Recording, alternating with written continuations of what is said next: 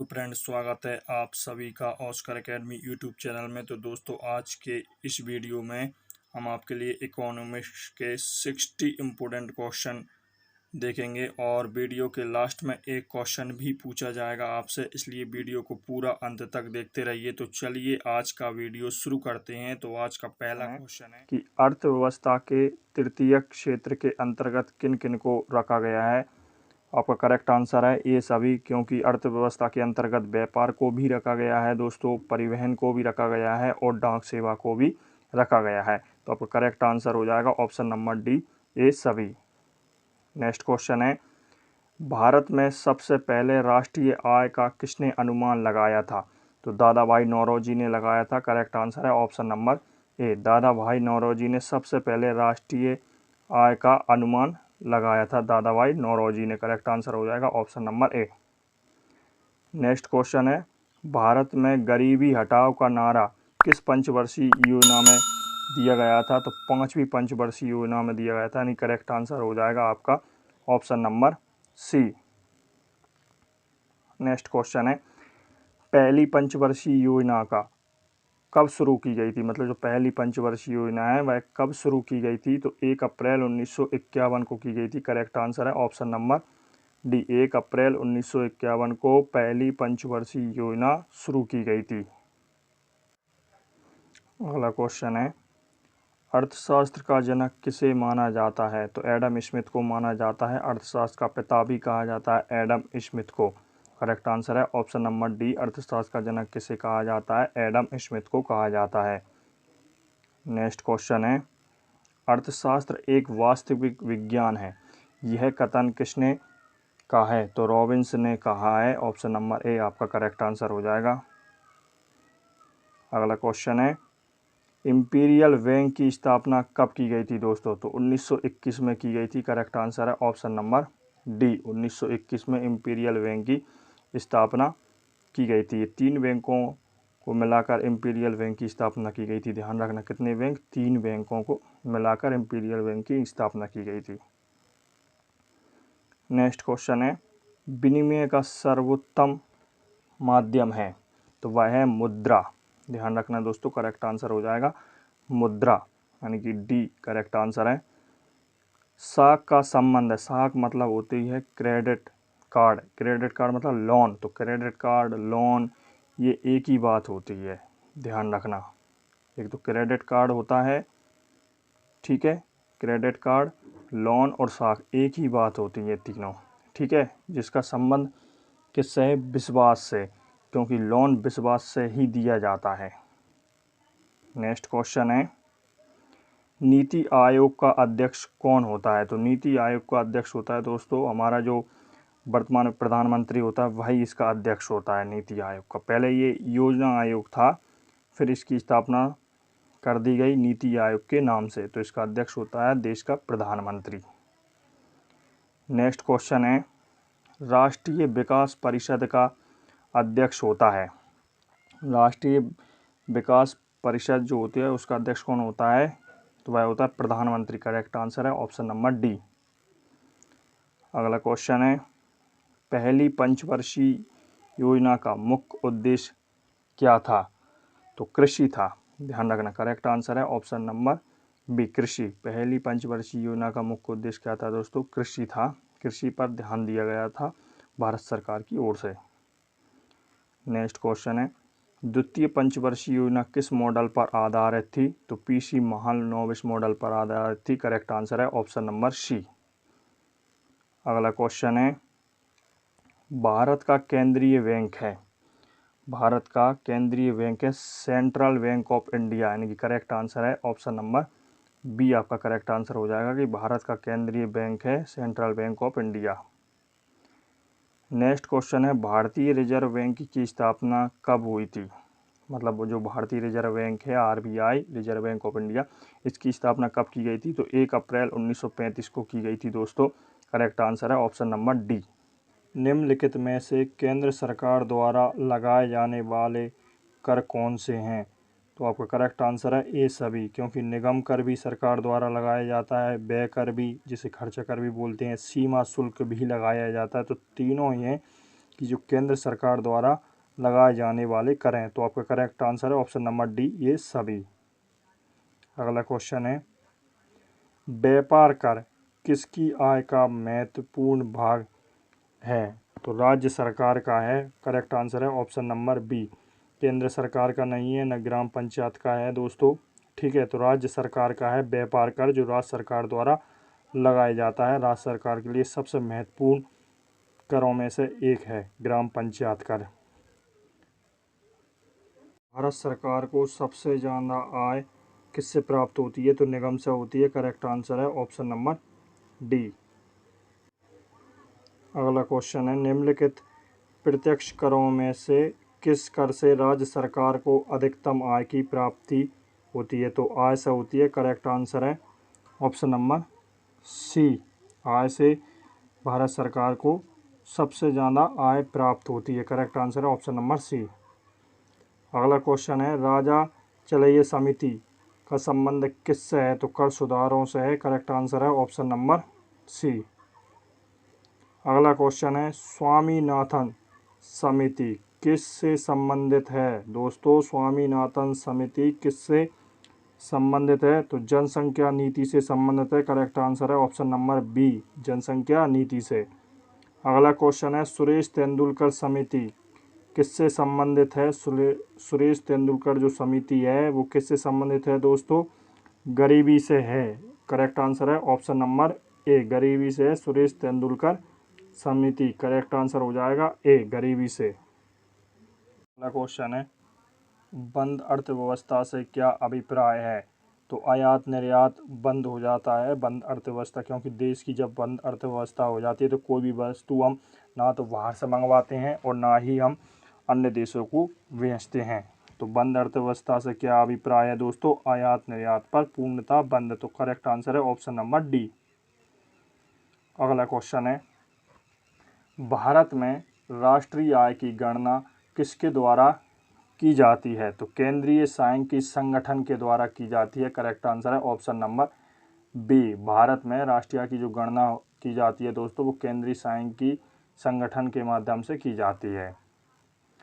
अगला क्वेश्चन है, मुद्रास्फीति से लाभान्वित होता है? तो ऋणी होता है। करेक्ट आंसर है option number B, correct answer है ऑप्शन नंबर बी, ऋणी होता है मुद्रास्फीति से लाभान्वित। अगला क्वेश्चन है, किसी बैंकों का बैंक कहा जाता है? मतलब जो बैंकों का बैंक है वो किसको बोला जाता है? तो भारतीय रिजर्व बैंक को बोला जाता है दोस्तों। किसको बोला जाता है? भारतीय रिजर्व बैंक को बोला जाता है, यानी ऑप्शन नंबर बी आपका करेक्ट आंसर हो जाएगा। भारतीय रिजर्व बैंक ऑफ इंडिया को बोला जाता है बैंकों का बैंक। अगला क्वेश्चन है, आरबीआई का मुख्यालय कहाँ स्थित है? तो आरबीआई का जो मुख्यालय है रिजर्व बैंक ऑफ इंडिया का वह है मुंबई में। करेक्ट आंसर हो जाएगा ऑप्शन नंबर ए, मुंबई में आरबीआई का दोस्तों मुख्यालय है। अगला क्वेश्चन है, भारतीय रिजर्व बैंक की लेखा वर्ष की अवधि क्या है? भारतीय जो रिजर्व बैंक है उसकी जो लेखा वर्ष की जो अवधि है दोस्तों वो है जुलाई से जून। जुलाई से जून करेक्ट आंसर है ऑप्शन नंबर सी। अगला क्वेश्चन है, यदि मुद्रा बहुत अधिक हो, जब बाजार में मुद्रा अधिक हो और वस्तु बहुत कम हो तो वह स्थिति क्या होती है दोस्तों? मुद्रास्फीति कहलाती है। करेक्ट आंसर है ऑप्शन नंबर डी। अगला क्वेश्चन है, भारत का सबसे पुराना स्टॉक एक्सचेंज कौन सा है? तो मुंबई स्टॉक एक्सचेंज है, जिसे बम्बई के नाम से भी जाना जाता था। बम्बई स्टॉक एक्सचेंज के नाम से भारत का सबसे पुराना स्टॉक एक्सचेंज है दोस्तों Bombay stock exchange. Correct answer है ऑप्शन नंबर सी। क्वेश्चन है, मुंबई स्टॉक एक्सचेंज की स्थापना कब हुई थी? तो 1875 में की गई थी। करेक्ट आंसर है ऑप्शन नंबर ए, 1875 में। अगला क्वेश्चन है, वेल्थ ऑफ नेशंस के संस्थापक कौन है? तो वेल्थ ऑफ नेशंस नामक पुस्तक ली थी एडम स्मिथ ने। करेक्ट आंसर है ऑप्शन नंबर ए। अगला क्वेश्चन है, 1969 में कितने बैंकों का राष्ट्रीयकरण किया गया था? तो 14 बैंकों का राष्ट्रीयकरण किया गया था दोस्तों, ध्यान रखना। 1969 ईस्वी में यानी 1969 में कितने बैंकों का राष्ट्रीयकरण किया गया था? 14 बैंकों का राष्ट्रीयकरण किया गया था दोस्तों, बहुत ही इंपॉर्टेंट है। करेक्ट आंसर है ऑप्शन नंबर सी। अगला क्वेश्चन है भारतीय जीवन बीमा निगम, इसे LIC भी कहते हैं, लाइफ इंश्योरेंस कॉर्पोरेशन की स्थापना किस वर्ष की गई थी? यानी भारतीय जीवन बीमा निगम की स्थापना 1956 में की गई थी। करेक्ट आंसर है ऑप्शन नंबर बी। अगला क्वेश्चन है निम्न में से किस योजना का उद्देश्य जीवन स्तर में सुधार करना है? बहुत ही इम्पोर्टेंट है। तो चौथी योजना में ये निर्णय लिया गया था। करेक्ट आंसर है ऑप्शन नंबर डी कि उसका उद्देश्य था पंचवर्षीय योजना का जीवन स्तर में सुधार करना, चौथी योजना का मुख्य उद्देश्य था। अगला क्वेश्चन है भारत में श्वेत क्रांति के जनक कौन माने जाते हैं? तो डॉक्टर वर्गीज कुरियन को माना जाता है। करेक्ट आंसर है option number D, doctor Varghese Kurien को श्वेत क्रांति का जनक माना जाता है। अगला क्वेश्चन है मेक इन इंडिया कार्यक्रम का लोगो क्या है? लोगो मतलब चिन्ह क्या है? मेक इन इंडिया जो है भारत सरकार द्वारा इसे चलाया गया है कि अभी हम विदेशों से ज़्यादा प्रोडक्ट ना बनवा कर हम ही हमारे देश में प्रोडक्ट बनाएं और अन्य देशों से ना खरीदें, इसलिए मेक इन इंडिया की शुरुआत की गई। तो इसका जो चिन्ह है दोस्तों वह है शेर। करेक्ट आंसर है ऑप्शन नंबर डी, शेर है दोस्तों। बहुत ही इम्पोर्टेंट है कि मेक इन इंडिया का कार्यक्रम का जो लोगो है यानी जो चिन्ह है वो कौन सा है? तो वह शेर है।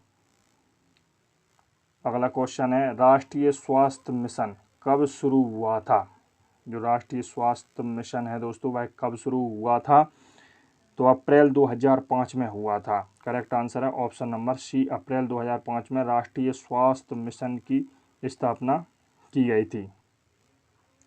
अगला क्वेश्चन है बुल एंड बेयर शब्द का क्या अर्थ है? ये स्टॉक मार्केट के जो हैं बहुत महत्वपूर्ण शब्द हैं। ये उसी स्टॉक मार्केट में इन शब्दों का यूज किया जाता है। बुल एंड वियर शब्द का यूज स्टॉक मार्केट में किया जाता है। करेक्ट आंसर है ऑप्शन नंबर सी। अगला क्वेश्चन है औद्योगिक क्रांति की शुरुआत कहाँ से हुई थी? तो ब्रिटेन से हुई थी। करेक्ट आंसर है ऑप्शन नंबर बी। अगला क्वेश्चन है रबड़ बोर्ड का मुख्यालय कहाँ स्थित है? तो रबड़ बोर्ड का मुख्यालय है कोट्टायम केरल, यानी करेक्ट आंसर है option number B, Kottayam Kerala में है रबड़ बोर्ड का मुख्यालय। अगला क्वेश्चन है राष्ट्रीय विकास परिषद की स्थापना कब की गई थी? राष्ट्रीय विकास परिषद जो है उसकी स्थापना कब की गई थी? 6 अगस्त 1952 को की गई थी। करेक्ट आंसर है ऑप्शन नंबर बी। अगला है योजना आयोग की स्थापना कब की गई थी? तो 15 मार्च 1951 को की गई थी। करेक्ट आंसर है ऑप्शन नंबर ए।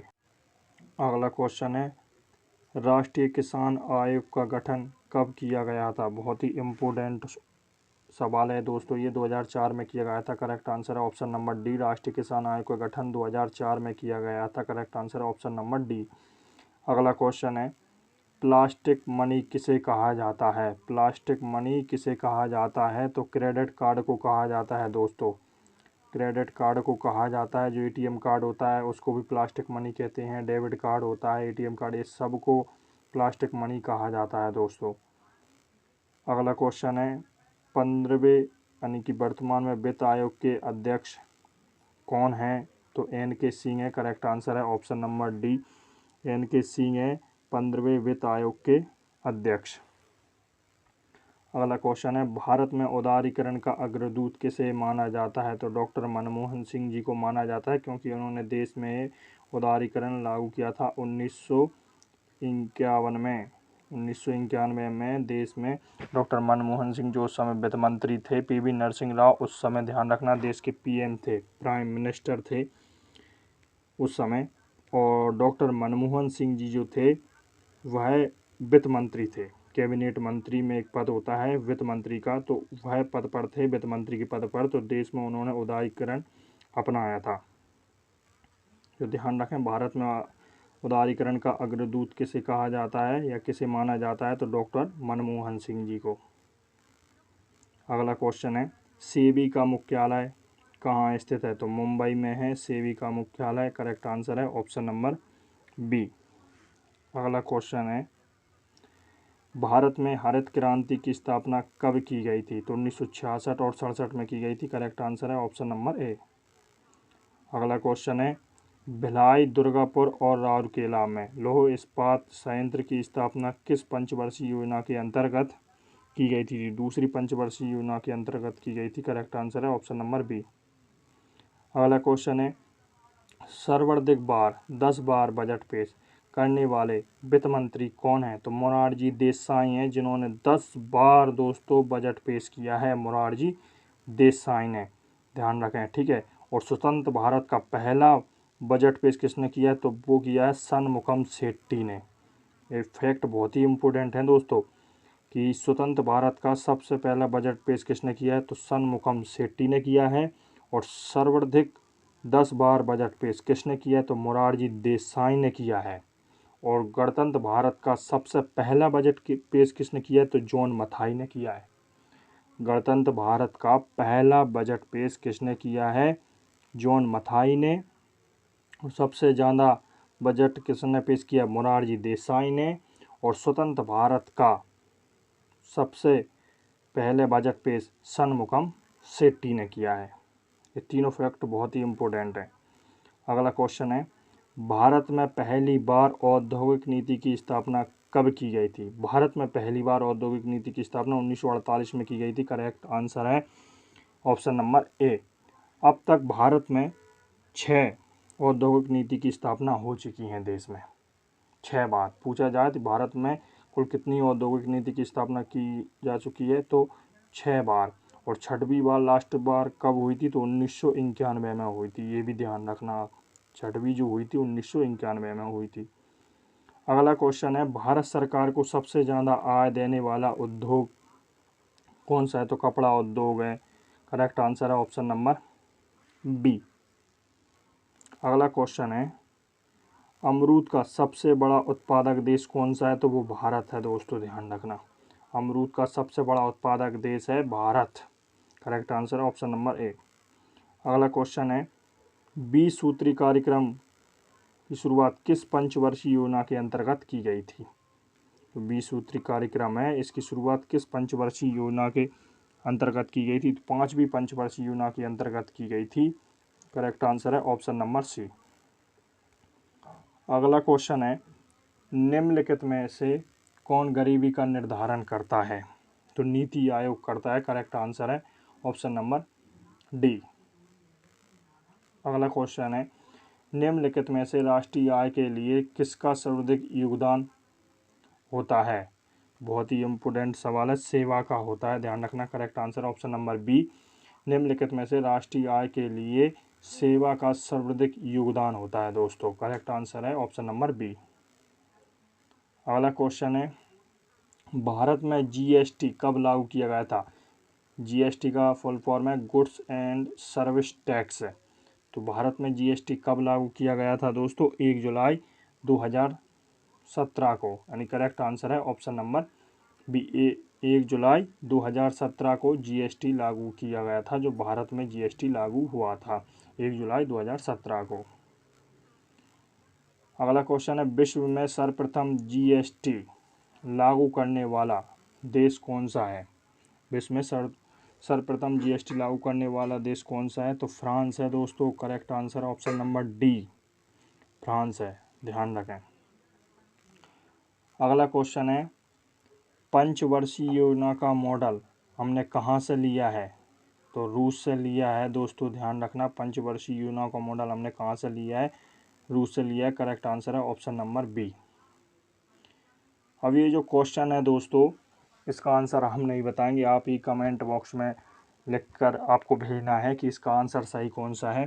तो क्वेश्चन ये है कि नाबार्ड बैंक की स्थापना किस पंचवर्षीय योजना के अंतर्गत की गई है? कि जो नाबार्ड बैंक है दोस्तों, इसकी स्थापना किस पंचवर्षीय योजना के अंतर्गत की है? तो आपके ऑप्शन है, ऑप्शन नंबर ए है 9वीं, बी है 5वीं, सी है 7वीं, डी है 6वीं। तो आपको करेक्ट आंसर लिखकर कमेंट बॉक्स में भेजना है दोस्तों।